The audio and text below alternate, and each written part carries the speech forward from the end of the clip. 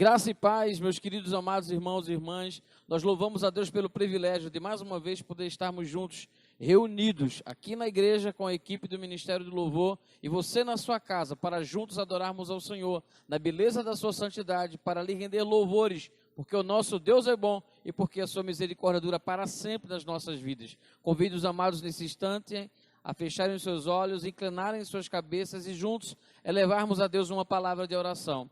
Maravilhoso e eterno Pai, Senhor nosso Deus, nós bendizemos ao Teu santo nome, pois o Senhor é bom, pois a Tua misericórdia dura para sempre nas nossas vidas. Te louvamos pelo privilégio de estarmos, ó Deus, mais uma vez, podendo celebrar, ó Deus, essa quinta-feira abençoada, nesse culto de oração, buscando a Tua presença, agradecendo pelas bênçãos recebidas e juntos recebendo uma porção da Tua santa palavra. Te pedimos que o Senhor receba, ó Deus, esse momento de culto, que seja de fato uma expressão daquilo que há nos nossos corações, que assim seja para a Tua honra, para a Tua glória e para o Teu louvor, no nome santo do Teu Filho Jesus.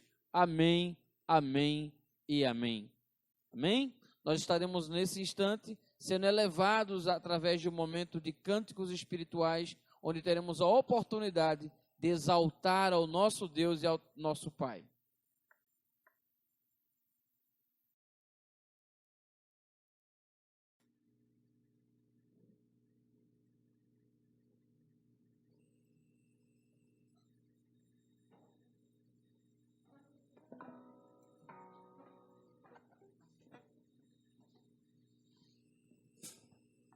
Queremos saudar a amada igreja com a santa paz do nosso Senhor Jesus Cristo. A palavra de Deus vai dizer que nós não sabemos orar.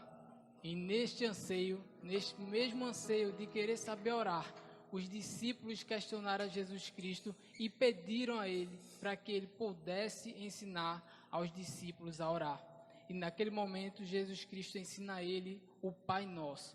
E nesse momento vamos entoar o louvor que tem como título Pai Nosso, que você possa fazer deste louvor a sua oração neste momento.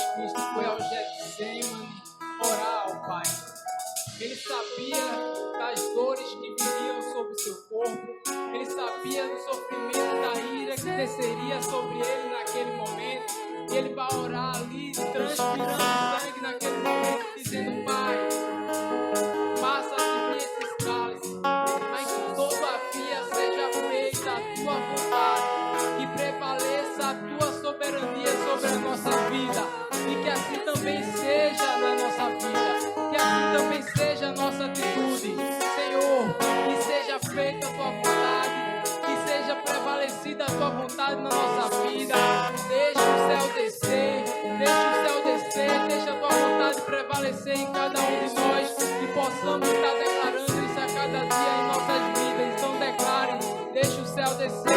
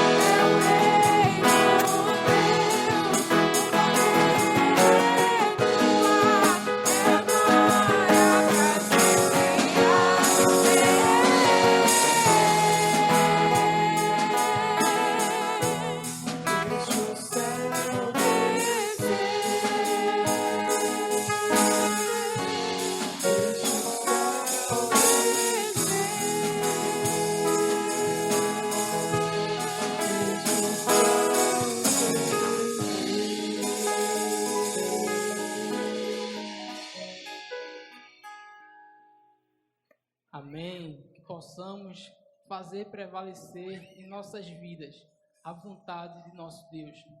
Jesus disse que Ele é o caminho, a verdade e a vida, e que ninguém vai ao Pai senão por Ele. Que possamos reconhecer a cada dia que Ele é o nosso caminho e buscar a palavra dEle para que venhamos fazer dela luz para os nossos caminhos. Jesus é o caminho.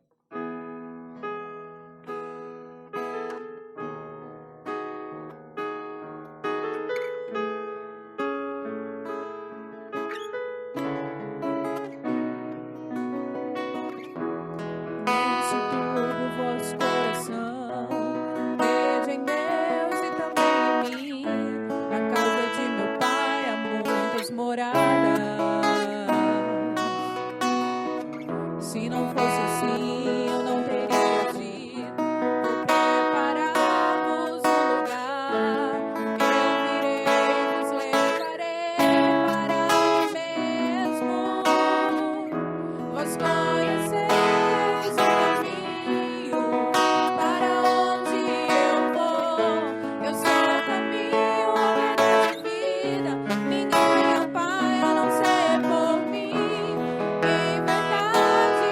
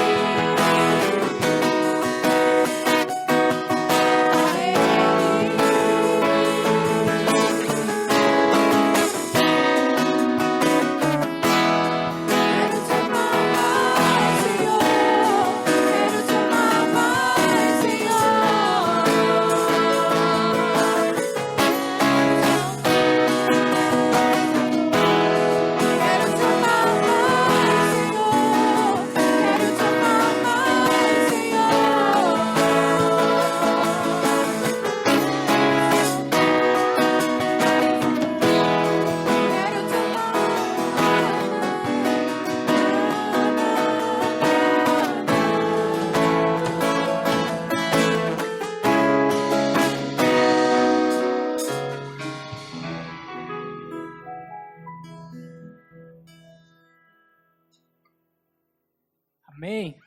Em Mateus 9, Marcos 5 e Lucas 8, vai relatar a história da mulher de fluxo de sangue.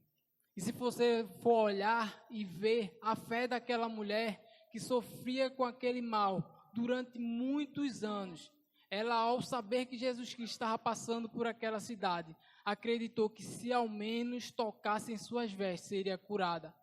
Isso foi porque ela acreditou que Jesus Cristo era a cura. E cada um de nós também temos que crer que Jesus, Ele é a cura. E nesse momento vamos entoar: Senhor, Tu és a cura. Nós cremos que Tu és a cura.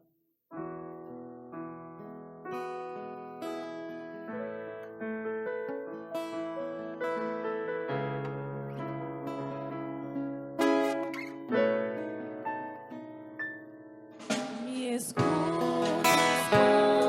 quando eu clamo, me acalma o meu pensar, me levas pelo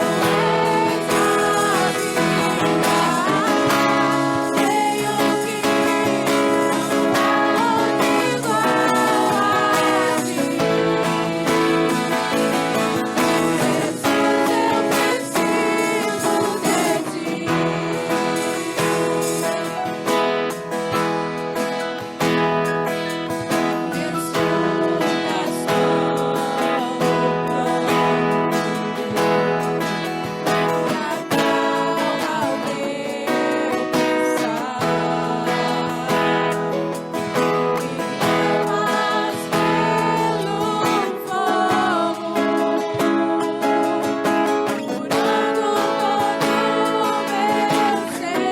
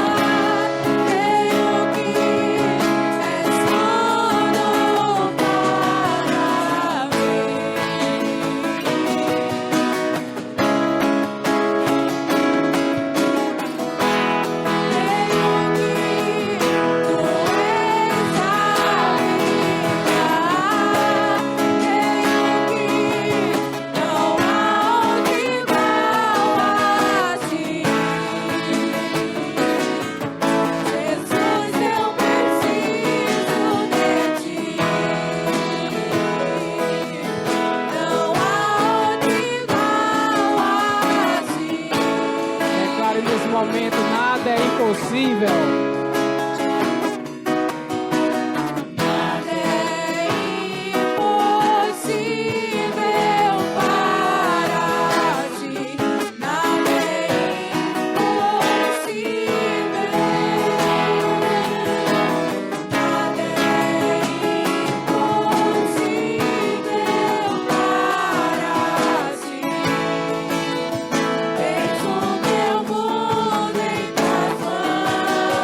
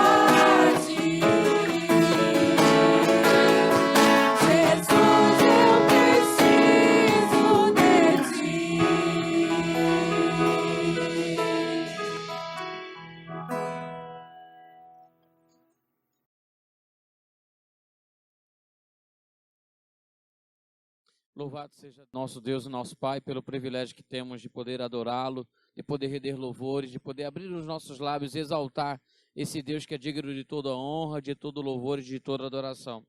Nós louvamos a Deus pela sua bondade, pela sua misericórdia, pela semana que Ele nos tem dado. Louvamos a Deus pelo privilégio de estarmos mais uma quinta-feira reunidos para juntos celebrarmos ao seu santo nome. Somos gratos a Deus pelas bênçãos recebidas, somos gratos a Deus porque o Senhor não tem permitido que o pão tenha faltado no nosso lar. Somos gratos a Deus pela casa que nos abriga, pelo cobertor que nos aquece. Somos gratos a Deus pela água que sacia a nossa sede, pelo pão que tem matado a nossa fome. Somos gratos a Deus pela oportunidade que temos de sair todos os dias, né, para um local, né, para um trabalho, para um emprego que é nosso. Somos gratos a Deus pela esposa que temos, pelo marido, pelos nossos filhos. Somos gratos a Deus por tudo que o Senhor tem feito pelas nossas filhas, pela nossa família, pela nossa casa, pelos nossos. Somos gratos a Deus acima de qualquer outra dádiva, de qualquer outra bênção recebida da divina mão. Somos gratos a Deus pelo Senhor Jesus Cristo, que foi ofertado por nós para que pudéssemos ter vida e vida em abundância. Não existe uma maior bênção, não existe uma maior dádiva do que o sacrifício de Jesus na cruz do Calvário. Oremos nesse instante agradecendo por todas essas bênçãos. E que você aí no seu lar possa também estar derramando a sua oração ao nosso Deus, demonstrando a sua gratidão ao nosso Pai e também expressando diante do Senhor o seu pedido de agradecimento, o seu pedido, aquilo que tem sido alvo das suas orações. Maravilhoso e eterno Pai, Senhor nosso Deus, bendizemos ao teu santo nome, pois o Senhor é bom, pois a tua misericórdia dura para sempre nas nossas vidas. Te louvamos, ó Deus, por essa semana que o Senhor tem nos dado, te louvamos porque o Senhor tem sido bom para conosco, te louvamos, ó Deus, porque apesar de estarmos vivendo um momento tão crítico da história da humanidade, até aqui o Senhor tem nos ajudado como igreja, como família e de maneira individual. Te louvamos, ó Deus, pelas bênçãos derramadas nesse período de crise, que tem demonstrado dia após dia o teu amor para conosco, mesmo não merecendo, mesmo muitas vezes, ó Deus, deixando a desejar da nossa caminhada cristã, mas a tua misericórdia e a tua graça tem sempre nos alcançado dia após dia. Somos gratos a Deus por todas as bênçãos que o Senhor tem nos dado, por todas as bênçãos que o Senhor já nos deu, e somos gratos a Deus pelas bênçãos que o Senhor tem preparado para as nossas vidas. Acima de qualquer outra bênção recebida, reconhecemos, ó Deus, o mérito do sacrifício do teu Filho Jesus como a maior de todas as bênçãos. Te pedimos, eterno Senhor, que o Senhor continue lapidando as nossas vidas, que o Senhor continue, ó Deus, nos capacitando para enfrentar esse tempo tão desafiador, com os olhos fitos no teu Filho Jesus. Que os nossos olhos não se voltem, ó Deus, para os lados, não se voltem, ó Deus, para o vento e para a tempestade que está ao nosso redor, mas que os nossos olhos possam estar fitos, ó Deus, voltados para o Senhor Jesus, que é o autor e consumador da nossa fé. Te louvamos por esse dia que nós temos passado, te louvamos por essa noite que o Senhor tem nos abençoado e te pedimos a tua bênção no decorrer dessa semana e no final de semana que se seguirá. Que a tua mão e a tua bondade sejam estendidas sobre as nossas vidas. No próximo domingo, ó Deus, o dia 28, é o último dia do decreto que foi estipulado pelo governo do Estado. Nós não sabemos o que se sucederá, ó Deus, se teremos na próxima semana, estarmos reunidos como igreja, ou se iremos continuar da maneira que estamos. Mas uma coisa é certa, nós não iremos parar, nós não iremos retroceder, e como igreja nós continuaremos marchando em direção à tua vontade. E esteja conosco nos momentos que se seguirá agora, ó Deus, onde a tua palavra há de ser exposta. Que seja um momento de aprendizagem, que seja um momento de edificação, que seja um momento de consolo, que seja um momento de exortação para a tua honra, para a tua glória e para o teu louvor, em o nome santo do Senhor Jesus. Amém, amém e amém. Abramos nossas Bíblias no livro de Josué, capítulo de número 8, nós vamos ler o verso 1 e o verso de número 2.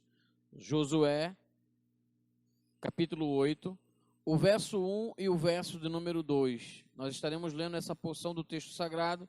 Em seguida, nós estaremos lendo alguns outros textos, a fim de podermos estar nessa noite trazendo uma reflexão que certamente há de falar profundamente aos nossos corações. Josué, capítulo 8, verso de número 1, nos diz assim a palavra do nosso Senhor, do nosso Pai.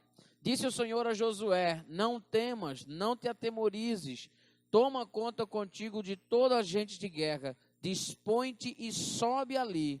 Olha que entregarei nas tuas mãos o rei de Ai, e o seu povo, e a sua cidade, e a sua terra. Farás a Ai e ao seu rei, como fizeste a Jericó e ao seu rei. Somente que para vós outros saqueareis os seus despojos e o seu gado. Põe emboscadas a cidade por detrás dela. Maravilhoso e eterno Pai, nós te louvamos pela porção do texto lido nessa noite e te pedimos o auxílio do teu Espírito Santo ao ministrar ao coração do teu povo. Que essa palavra produza, ó Deus, vida no nosso coração, consolo, edificação e exortação para a tua honra, para a tua glória e para o teu louvor. No nome santo do teu Filho Jesus. Amém, amém e amém. Meus queridos, você que já teve a oportunidade, os amados que já tiveram a oportunidade de ler um pouco desse livro de Josué, desse capitão de guerra, desse homem que teve a oportunidade, um papel fundamental no ministério de Moisés, que teve uma oportunidade de aprender ao lado de Moisés a liderar e que teve sobre a sua responsabilidade, teve o privilégio de substituir Moisés. Já tivemos a oportunidade em algumas ocasiões de fazer menção desse papel que ele exerceu na nação de Israel e da influência de Moisés sobre a sua vida.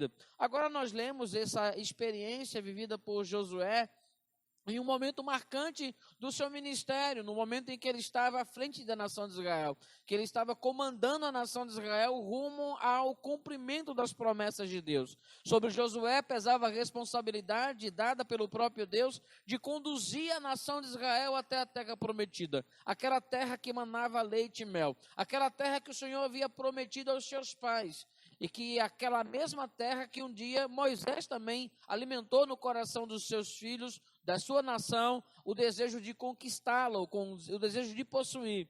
Pela vontade soberana de Deus, Moisés não acompanhou, Moisés ficou no deserto, e sobre a responsabilidade do capitão Josué, pesava a responsabilidade de conduzir o povo com maestria, com honradez, com temor e tremor na presença de Deus, até chegar à cidade, daquela cidade que manava leite e mel. Nós chegamos no capítulo de número 1, o Senhor convoca Josué a tomar uma postura, tomar uma decisão, a compreender que o tempo de Moisés já se foi, que Moisés havia já morrido e que agora não havia por que Josué criar expectativas, ter receio de assumir a posição que era dele por herança, que era dele pela vontade soberana de Deus. E nós começamos a observar, meus queridos, que a partir daquele momento, do capítulo 1, quando Josué toma uma postura, quando Josué recebe do Senhor as instruções necessárias, daquilo que seria necessário, da postura que ele teria agora como líder da nação de Israel. Nós vemos então a ele assumindo essa responsabilidade, nós vemos alguns milagres acontecendo nos versículos e capítulos que se seguirão, demonstrando claramente de que a promessa que o Senhor havia dado a ele, de que Deus seria com ele da mesma maneira que ele esteve um dia com Moisés, se torna de fato algo efetivo. Josué não tem dúvida alguma de que Deus estava com ele. Josué não tem dúvida alguma que da mesma maneira que Deus estava operando maravilhas, que Deus estava orientando, protegendo, dando sabedoria e guiando as decisões de Moisés, agora também Deus estava conduzindo o seu servo Josué nesse mesmo caminho, em cumprimento da palavra do próprio Deus. No capítulo de número 5, nós vemos uma batalha que foi marcante na vida de Josué. A cidade de Jericó era um dos maiores obstáculos daquele momento. A cidade de Jericó era uma grande fortaleza. A cidade de Jericó era uma cidade de gigantes, onde havia homens de guerra, homens sanguinários. Mas o texto sagrado nos diz que aquela cidade, que foi um dia projetado e que Josué, anos atrás, um dia entrou naquela cidade, ele como espia viu, conheceu, testificou que de fato tudo quanto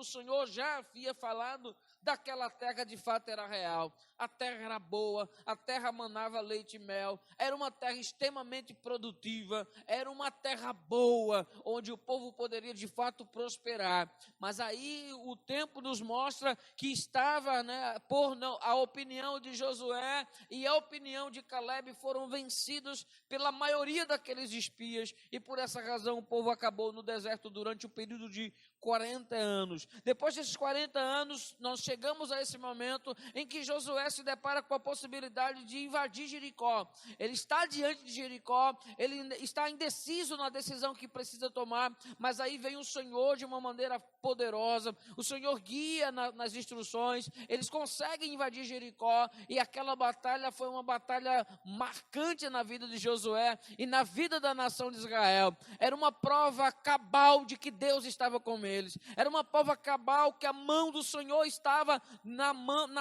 guiando a decisão de Josué e abençoando o exército dos israelitas. Era uma grande vitória, uma vitória aparentemente impossível, mas que Deus, pela sua bondade, pela sua misericórdia, pela sua graça, pela sua fidelidade, estava dando de presente aos filhos de Israel. Mas algo nos mostra, meus queridos, de que aquela batalha que saíram todos alegres, eles tinham uma sensação de que Deus estava trabalhando, de que Deus estava trabalhando ao seu favor. Uma família na cidade de Jericó foi salva, uma família que inclusive vai entrar na genealogia de Jesus, que vai entrar na genealogia do rei Davi, aquela mulher chamada Raabe, com um passado tão obscuro, mas ela é salva daquela cidade chamada Jericó, aquela cidade que foi destruída, aquela cidade que virou pó, aquela cidade que era símbolo da idolatria, da rebeldia, da prostituição, foi arrasada completamente, mas naquela cidade uma família foi salva, a família de Raabe.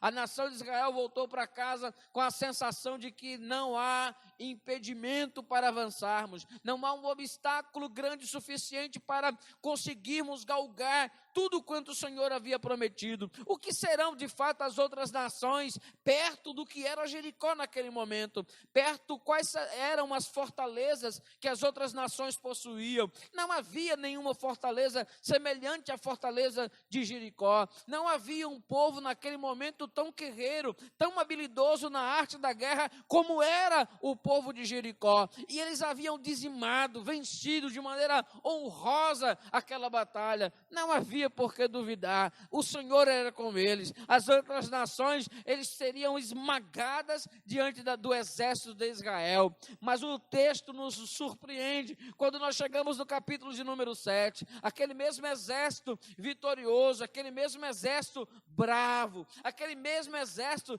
que havia sido responsável pela vitória em Jericó, agora se deparam com uma cidade pequena, minúscula, chamada Ai. Aquela cidade tinha um rei, aquela cidade também tinha um grupo de homens que eram homens de guerra, mas não se comparava a Jericó. Era uma cidade quase que insignificante, haja visto o seu tamanho, a quantidade de pessoas que habitavam naquela cidade. E por essa razão, o exército de Israel, junto com Josué, entendeu que não havia necessidade de levar todos os homens. Eles entenderam que apenas um grupo, entre 2.000 a 3.000 homens, seria o suficiente para tomar aquela cidade de Ai. Não havia para que levar tantos homens. Era uma cidade pequena, era uma cidade fraca, não havia fortalezas, e por essa razão, eles apenas enviaram para aquela cidade 3.000 homens. Josué entende que não deveria ir para essa batalha, e ele não vai para essa batalha, e quem vai para essa batalha são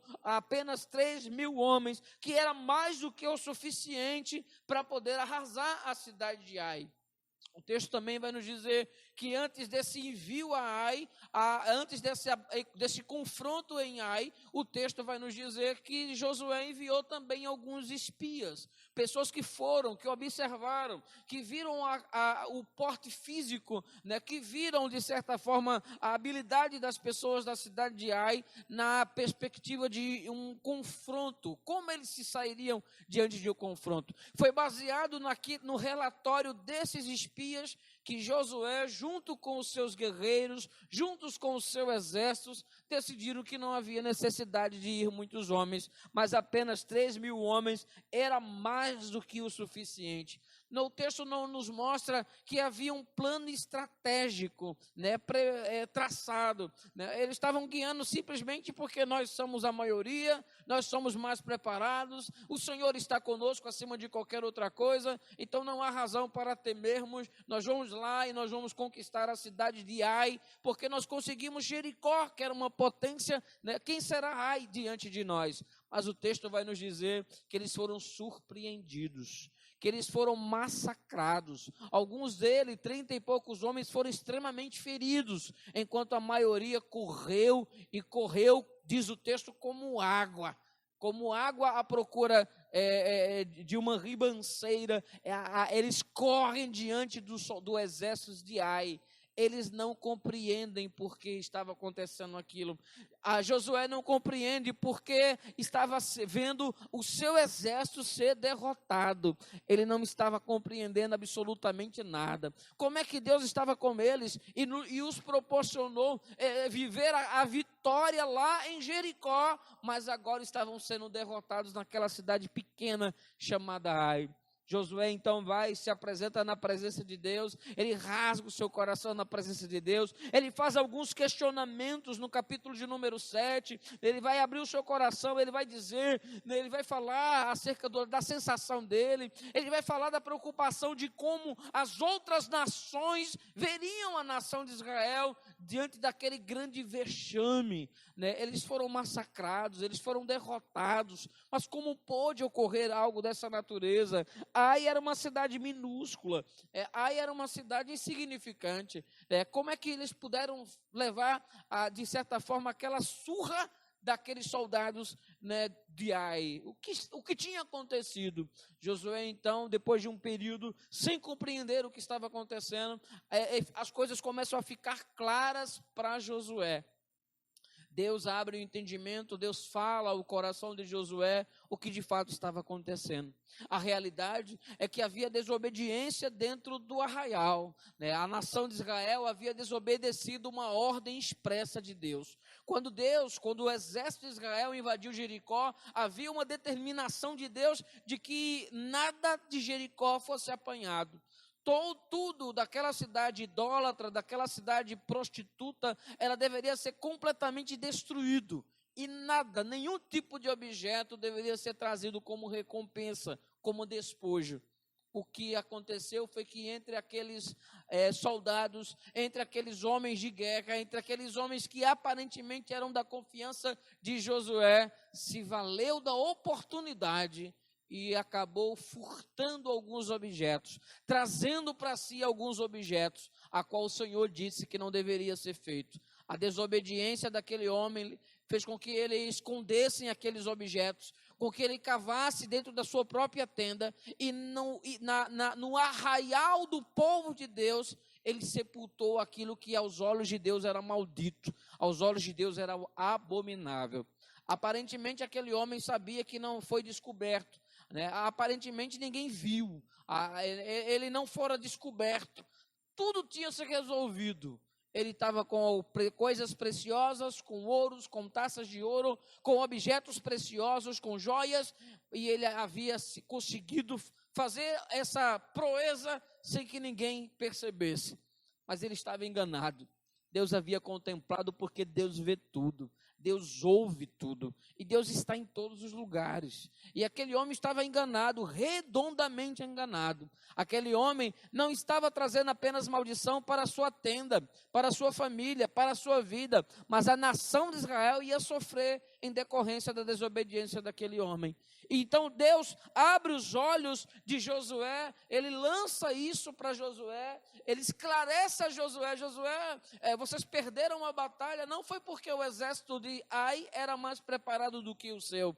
Vocês perderam a batalha porque havia desobediência no meio do arraial, porque havia pessoas que não estavam focadas na minha palavra, porque havia pessoas do meio do teu povo que estavam lutando lá em Jericó, que não estavam com o coração de fato posto em mim, na minha vontade e na minha palavra. Desobedeceram deliberadamente a minha palavra, desobedeceram deliberadamente as suas instruções, e trouxe maldição sobre si, maldição sobre o exército, e essa foi a razão de vocês terem perdido para aquela cidade chamada Ai. Foi essa a razão da vergonha, foi essa a razão do vexame, foi essa a razão do fracasso, a desobediência.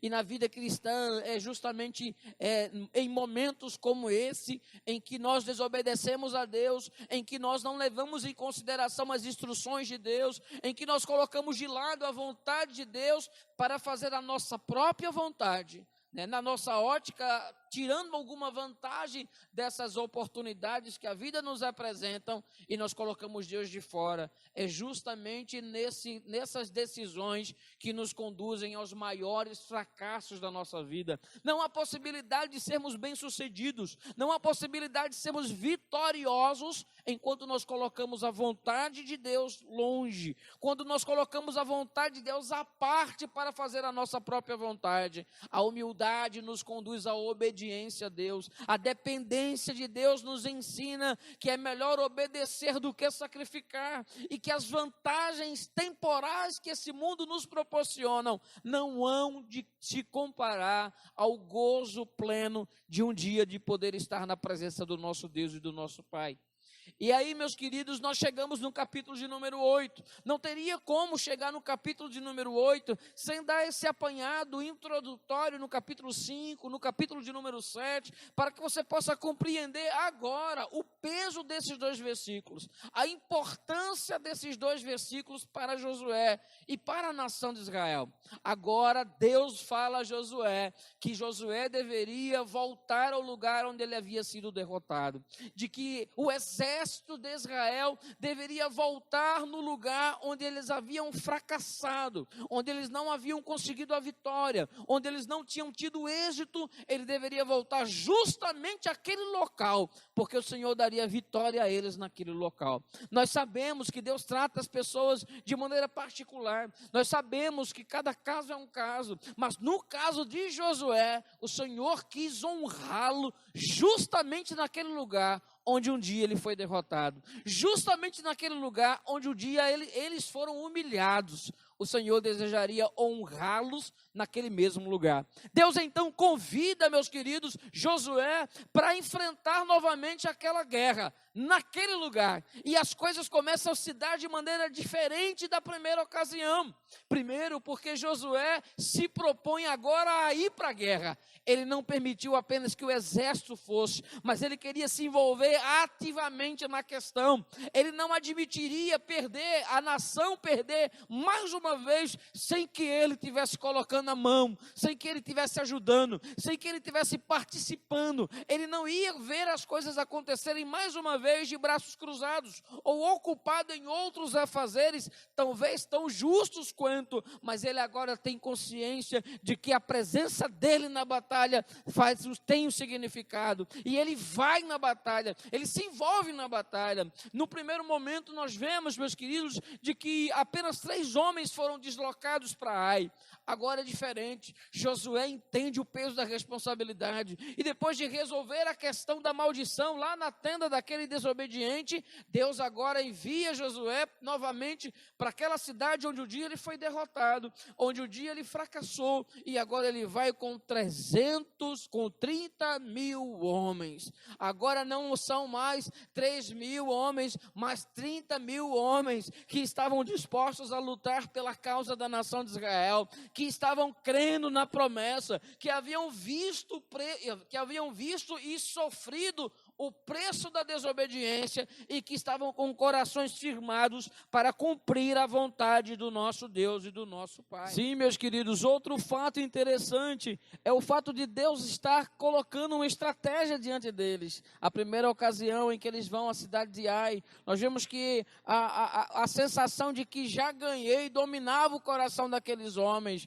mas demonstraram-se lá, diante do resultado da primeira batalha, que eles não estavam tão preparados despreparados, que eles não se prepararam, que eles não tinham uma estratégia, que eles não estavam prontos para sofrerem a represália que eles estavam sofrendo. Mas no segundo momento agora, eles têm a oportunidade de receber de Deus um plano, de receber de Deus uma estratégia. Que coisa maravilhosa é quando nós temos a sensação de que para conseguirmos, para atingirmos as vitórias desejadas na nossa vida, é imprescindível obedecermos às instruções de Deus. Eles entenderam qual era a estratégia de Deus. Fica claro quando nós lemos no final do versículo 2, que nós já fizemos menção de que Deus diz exatamente o que eles deveriam fazer. Eles deveriam então fazer emboscadas, de ir por trás da cidade. E foi justamente essa orientação que eles receberam de Deus, e foi essa atitude que eles tiveram.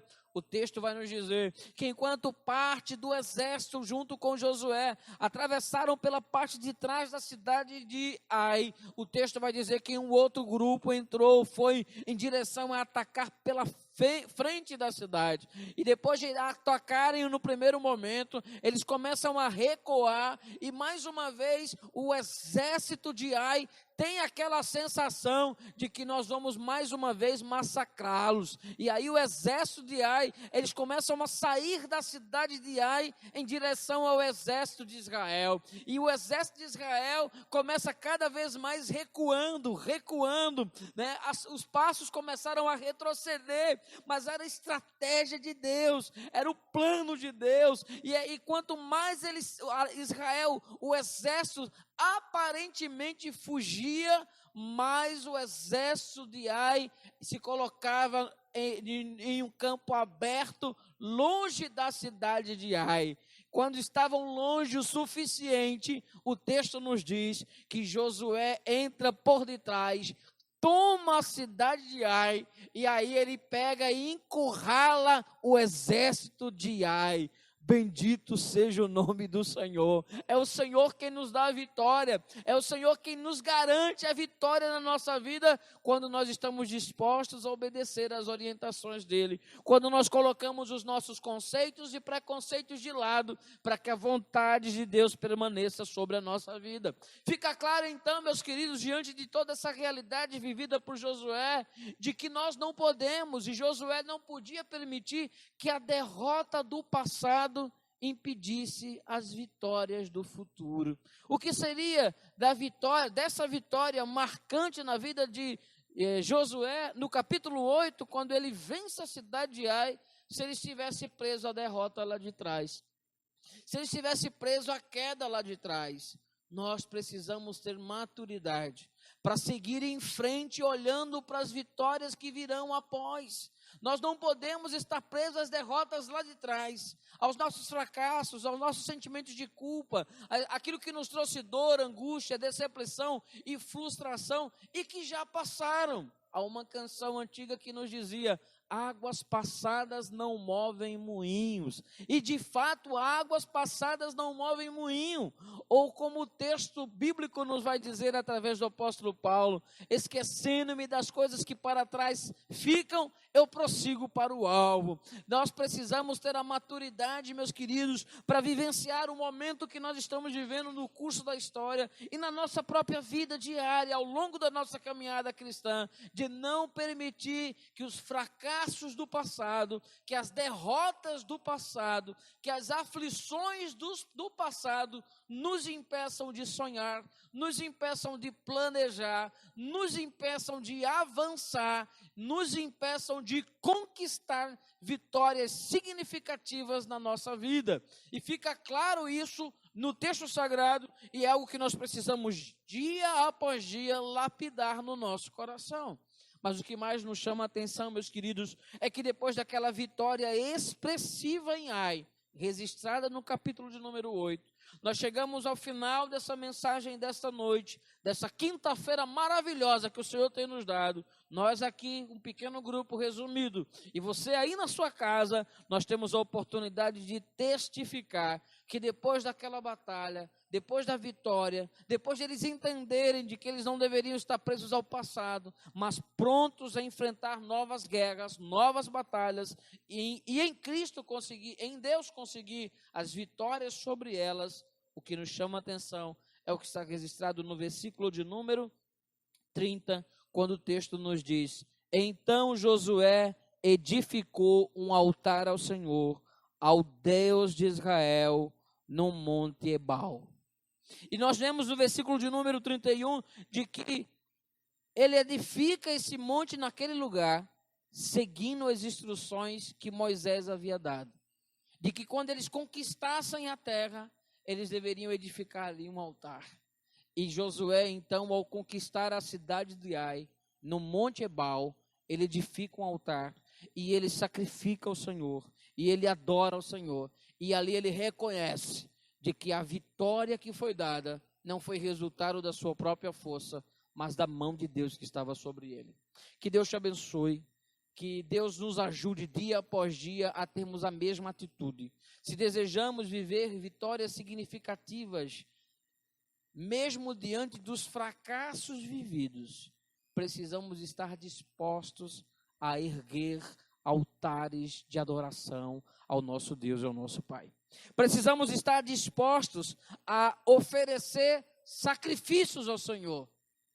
E aí nos faz lembrar de Romanos, no capítulo de número 12, que nós precisamos ser oferecidos como um sacrifício vivo a Deus.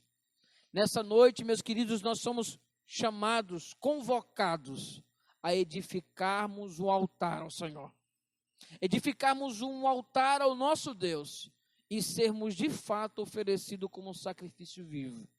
Edificar o altar ao Senhor é mais do que ter um horário reservado para que você tenha momentos a sós com Deus. É mais do que você ter um cantinho na sua casa reservado, onde você busca a presença de Deus naquele lugar. É mais do que você ter um quarto de guerra, onde você naquele lugar, você ora, você busca a presença de Deus, você tem devocionais, você lê a Bíblia, você estuda. Construir um altar diante de Deus é mais do que isso. Construir um altar é alicerçar a vida completamente sobre a vontade de Deus. Não é apenas vivenciar momentos específicos no decorrer do dia, é viver o dia todo procurando viver para a glória de Deus. Finalizo a pregação dessa noite com o texto do apóstolo Paulo em Coríntios, capítulo 10, quando num dos versículos 31, ele vai nos dizer: quer comais, quer bebais, quer façais qualquer outra coisa, faça tudo para a glória de Deus. Edifique um altar diante das suas vitórias. Em cada vitória que você obter na sua vida, construa um altar. Tribute a Deus as suas vitórias. Diga: Senhor, foi o Senhor quem fez isso. Foi o Senhor quem tem me dado a oportunidade de eu chegar onde eu cheguei. Não é resultado apenas do meu esforço, da minha dedicação, do meu zelo. Eu sei que por detrás de tudo aquilo que é minha parte nesse processo, está a tua mão poderosa sobre mim, me dando saúde, inteligência, capacidade e fôlego de vida para vivenciar as vitórias que o Senhor tem reservado para mim. Maravilhoso e eterno Pai, Senhor, nós te louvamos por essa noite, te louvamos, ó Deus, pela tua bondade, pela tua misericórdia, te louvamos pela certeza que todos nós enfrentamos algumas batalhas.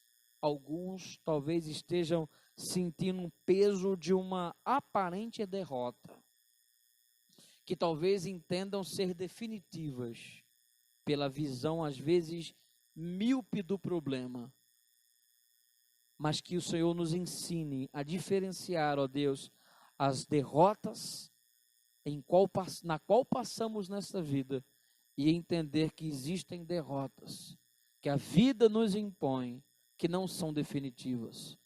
O Senhor pode mudar o quadro, pode mudar a situação, e te pedimos que o Senhor nos ajude a compreender a nossa parte nesse processo, de obedecer, de estar disposto a fazer a nossa parte, de construirmos através da nossa vida um altar a Ti.